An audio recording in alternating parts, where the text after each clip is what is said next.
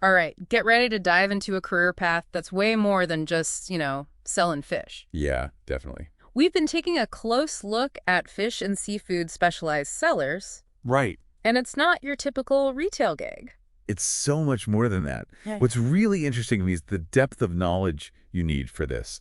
It's like this cool mix of hard skills and soft skills that you wouldn't expect. Yeah, totally. You need to know your stuff. It's not just about, like, knowing your salmon from your snapper, although I'm sure that's important. Oh, for sure. Got to tell your fish apart. But our sources suggest these sellers, they need to know about different species, handling techniques, like how to even tell if what you're looking at is actually fresh. That's huge. Yeah. You're not just handling fish, though, right? You're handling customers. That's where all those soft skills come in.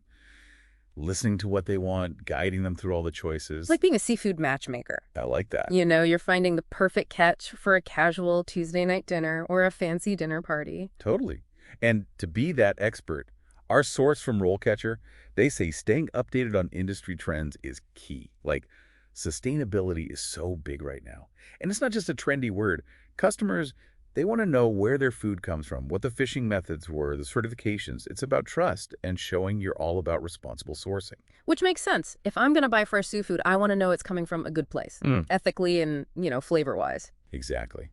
And that leads us to the work environment. Think of that classic fish market. Bustling, energetic, maybe some friendly banter going on in the background. Not a quiet office job, then. I can already imagine the sights and smells, the good kind, of course. Definitely a sensory experience. You're on your feet, Hmm. maybe dealing with sharp things. And yeah, there are some unique smells involved. But for the right person, that's part of the charm. You're surrounded by the freshest catches. There's that feeling of tradition and craft. And you're talking to people who are passionate about good food. I bet. Speaking of passion, our source also mentioned how important building relationships is in this role, not just customers, but suppliers, local fishermen, too. Oh, absolutely. It's at the heart of this job. It's not about just pushing the priciest thing they've got. It's about really getting what the customer needs and helping them find the best choice for their taste and their budget. You become a resource, an advisor, sometimes even a storyteller, sharing how the food got from the ocean to their plate. Now, you mentioned trends earlier. Our research suggests this field is changing, and not just because of sustainability. Right, right. What's really interesting is how consumer tastes are changing. We're seeing a big demand for organic seafood, and there's a growing interest in exotic things, stuff people might not know about. It's not your grandma's fish market anymore. We're seeing imported species, different ways of preparing things. It's becoming quite a culinary adventure. So for someone who loves seafood and is curious about different cultures and cuisines, this could be perfect for them. Totally. And because it's always evolving, a fish and seafood specialized seller needs to be adaptable and always ready to learn new things. Which actually ties into the career progression we saw outlined in the RoleCatcher source. They had a clear path from entry level to senior roles.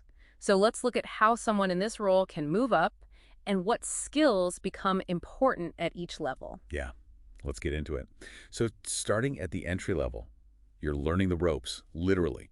You're getting hands-on with the products, understanding how the business works, and really mastering those essential customer interactions. Yeah, it's like a culinary apprenticeship. I can picture someone starting out learning to fillet a fish, and then they move up to, like, leading a team or managing inventory. Exactly. As you become a junior seller, you might be managing inventory, helping with orders, or even training new hires.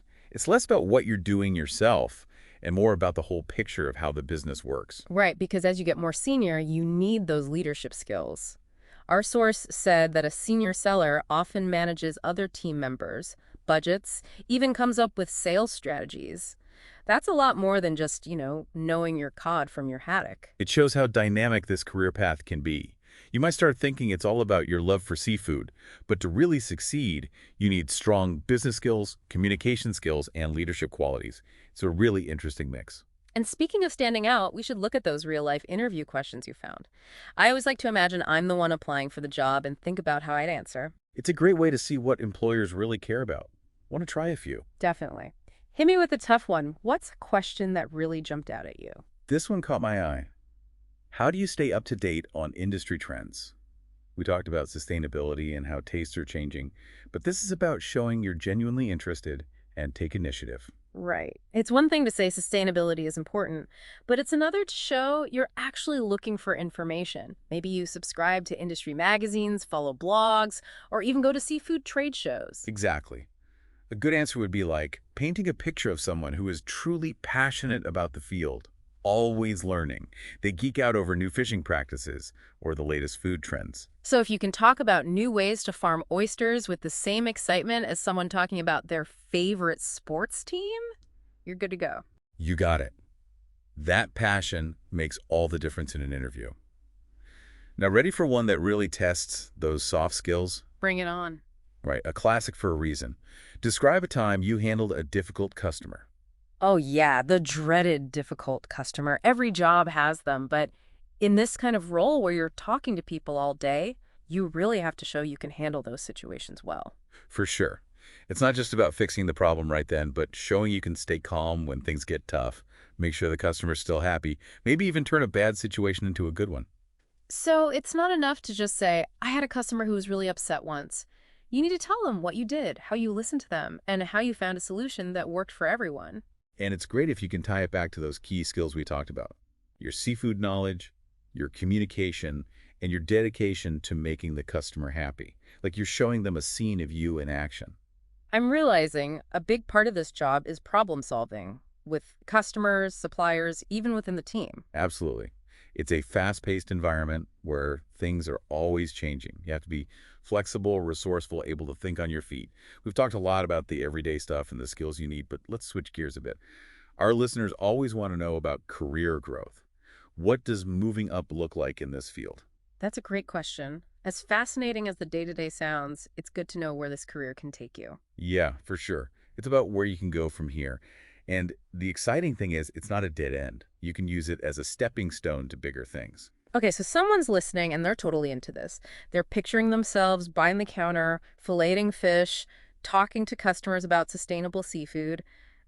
What are some ways they could move up in this career? Well, one path is management, like we talked about. You could become a team leader, maybe even manage a whole department or store. That often means handling inventory, budgets, maybe even coming up with marketing ideas to get new customers. So you need those business skills as you move up.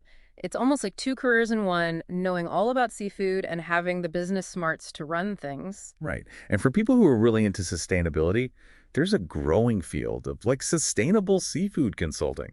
These experts work with restaurants, stores, even fishing companies to help them get their seafood in better ways and make sure they're following all the environmental rules. Wow, I hadn't thought of that, but it makes so much sense. As people care more about where their seafood comes from, someone with that expertise would be really valuable. Totally. And don't forget about the cooking side of things. Some fish and seafood specialized sellers use their knowledge to become chefs, create recipes, or even write about food. They might even open their own seafood restaurant or catering business. Now I'm getting hungry. But seriously, this is showing me how many possibilities there are in this field. It's not just one path, it branches out in all these cool directions. That's what makes it so cool. And this whole deep dive has got me thinking about transferable skills. Even if someone isn't going to become a fish and seafood specialized seller, we've learned some important things. This mix of expertise, customer service, staying adaptable, that's valuable in any job where you're working with people and selling something specialized. That's such a good point. I mean, think about it. A sommelier recommending wine, a tailor making a custom suit. They all have that same thing going on. They're not just selling a thing, they're selling an experience, building a connection, sharing their passion. Exactly. It's about finding that thing you're passionate about and where your knowledge really shines. So for anyone listening who might be thinking about their own career, I think we've learned a good lesson today. Look beyond the job title. Think about the skills and knowledge you need. You might be surprised by the paths that open up. And on that note, I've got one last question for you and everyone listening. If you walked into a fish market tomorrow, what would you ask the person behind the counter to see if they really know their stuff? Ooh, I like that. It's like putting yourself in the customer's shoes. For me, I'd want to know about where they get their seafood, but I'd be specific. I might say, I'm looking for scallops for a special dinner. Can you tell me where these scallops came from and how they were caught? That shows me they care about more than just making a sale. They're thinking about the ocean and responsible fishing. That's a great point. And with that, we've come to the end of our deep dive into the world of fish and seafood specialized sellers. It's been an amazing journey, and we hope you've learned something new about this unique and changing field. Until next time, happy exploring.